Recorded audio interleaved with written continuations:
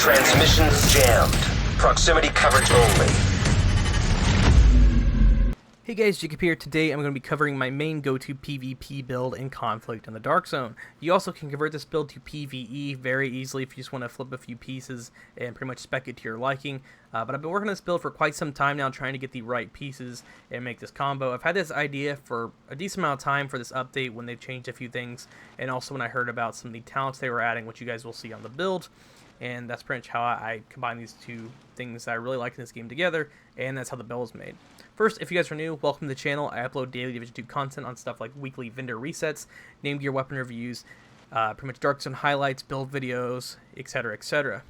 But to get right into the build, I will show you guys what I'm using. The specialization, you guys can use the Sharpshooter or Survivalist, or you can use something like Firewall. I tend to use the Sharpshooter and Firewall because they're my favorite pretty much specializations in the game, and they work really well for my playstyle. You can see the armor on this is 1.2 mil, health is 289,000, and you can get the armor up way higher if you guys want to spec in a little bit more armor, but I tend to run this with someone who's using a support build in my group, so I always have a little bit of bonus armor, or someone's always running tardigrade, or we have someone using an empathic resolve healer build, or using something like Future Initiative. The primary I'm using is going to be the Lady Death. This is the exotic SMG that was added when Warlords New York was released. The total damage on this is 76.5, 900 RPM with 32 rounds in the magazine.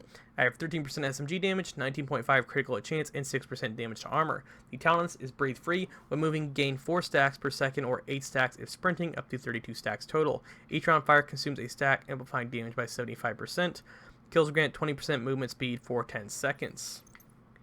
Gaze of Death, which is going to be the scope, which gives you 10% critical hit chance, 5% critical hit damage, and the Kiss of Death, which is the melee damage for the grip, which is 500%, and the Death's Head, which is going to be the 10% reload speed. That's going to be it for Lady Death. Now for the secondary, which is my Please Sim 4, if I could use the Eagle Bearer with this build, like as a secondary, I 100% would, but in this game, obviously, you can't do that, so I recommend using something like a G36 or a Please Sim 4. The core attributes on this are max assault rifle damage, max health, and max damage to armor.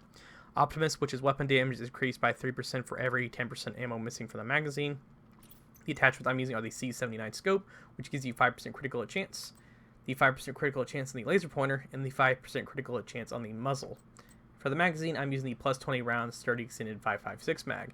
And obviously, if you guys want more stability, you guys can use stuff that give you like 10%, or if you want to use something like the pretty much suppressor that gives you 20 alone, which gives you negative 10% optimal range. As for the sidearm, you can use pretty much whatever you want in PvP. I tend to use this, and also this, but I tend to use a 1911 because it hits a little bit harder.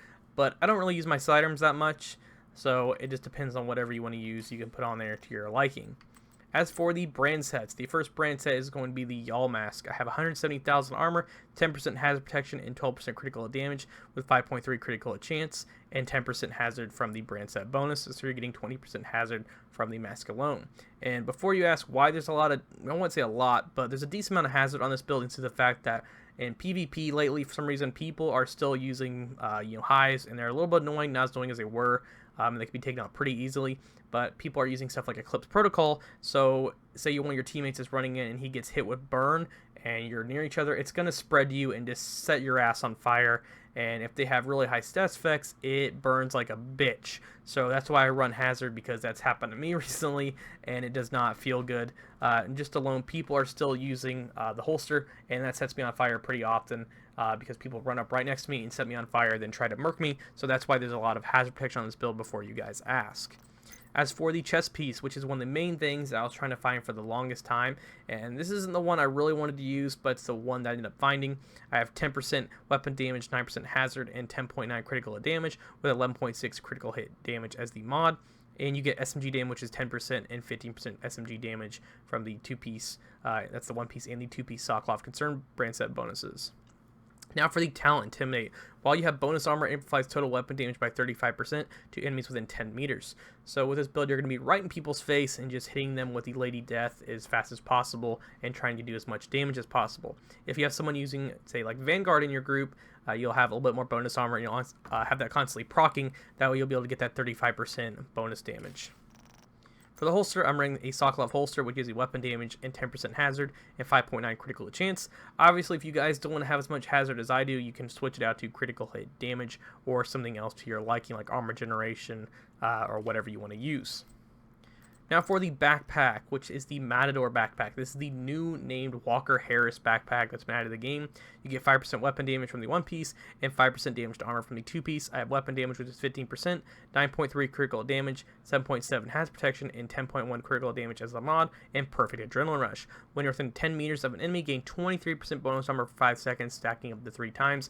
Cooldown is 5 seconds. So you guys can see why I'm using adrenaline rush and I'm using intimidate. So when you go right in front of someone's face and you have your stacks up on the SMG, then you're getting the intimidate proc, and you have this proc, you have a little bit of bonus armor, and then you also have intimidate proc, so you can just smack as much damage as you can possible right into their face or center body mass, whatever you want to use.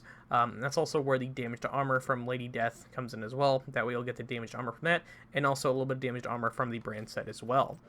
For the gloves, I'm running 170,000 armor, 8.1 hazard with 9.7 critical hit damage. For the holster, I'm running Somber, which gives you 15% critical hit damage, 170,000 armor, 9% hazard, and 10.5 critical hit damage. And that's going to be it for the main brand sets. Like I said, you guys can tweak this to your liking if you want to run something a little bit different, but this is how my playstyle is, and this is what works for me. For the skills, I'm running the Crusader Shield, just for the fact that when people are constantly in front of me, this does help out a little bit. You also can run something like the Firewall Shield if you want to use that for the Striker, but I'm currently using just the standard one at the moment because I'm using Sharpshooter. So if you're running Firewall, then obviously you guys can use the Striker one, but I'm using the normal one at the moment. And you're going to get Tier 2, which is Active Generation, Shield Health, and Holster Generation. So if you're in front of someone's face, this won't give you, like, say, like a Tier 6 shield health gives you, but it will protect you a little bit. So if someone's just hammering you with damage, you may be able to get a mag out of your Lady Death into them before they get into a mag into you, because your shield is protecting you. But if you have tons of people focusing it, it's going to just get absolutely wrecked, so keep that in mind. Now for the secondary skill, I'm using the Jammer, and that's to get rid of stuff like the Bleed Hives and also other shields if people are trying to rush you, say with the Bulwark Foundry set, which I see everywhere lately, and people just try using pistol builds and rushing with that. So if you get rid of their shield, they don't have anything protecting them, and they are running armor generation, and they can heal up pretty quickly with that stuff and get their armor back. But if they have no damage and you have a lot more damage to them, and your shield is still up, then you pretty much can just focus them and rip through them with your team as fast as possible, or you can just lay into them with the Lady Death and just absolutely destroy them. And for the stat sheets, I will show you guys that as well real quick, so you can see what the stats I'm running. Here are the weapon talents from the guns. PvP damage and weapon damage are right here. 24,000 for PvP. Crit chance and crit damage, obviously you can get this to 50 if you want to take off one of the hazard rolls, if you want to have the 50% critical hit chance. 150% critical hit damage, and you guys can see where I get all that spec from.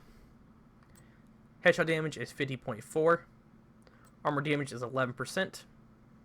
You see the range and reload time and reload speed bonus. You're getting 16.6 from the Keener Watch and from the Death Head reload speed. 19% stability on the watch and breath control from Sharpshooter. And we'll scroll down so you guys can see a few other things. Ammo capacity is 11%. Here's the SMG damage bonus. The gear talents. And the armor, which is 1 mil, 184,056. Max health, 289,014. And the hazard protection is 73.8. So you guys can obviously change this if you don't want to run hazard, but it does reduces the duration for stuff like bleed, blind, burn, disrupt, and poison, etc., etc. So if you guys aren't having issues with status effect and you guys have a pretty good healer in your group, but depending on what DZ you're in, I actually have 2 versions of this build, one with hazard and one not with hazard, if you guys just want to flip the pieces. But lately in the DZ, people are still using status effects like crazy, especially with Eclipse, so that's why I'm running it this way. But overall, that's a quick little video on my new Rush, pretty much Intimidate build I use for the DZ in Conflict. Like I said, you can use this for PvE as well if you want to run it in that to speed through missions and just absolutely wreck NPCs. But thank you all for watching. Make sure you subscribe for more content, and I'll catch you guys all later.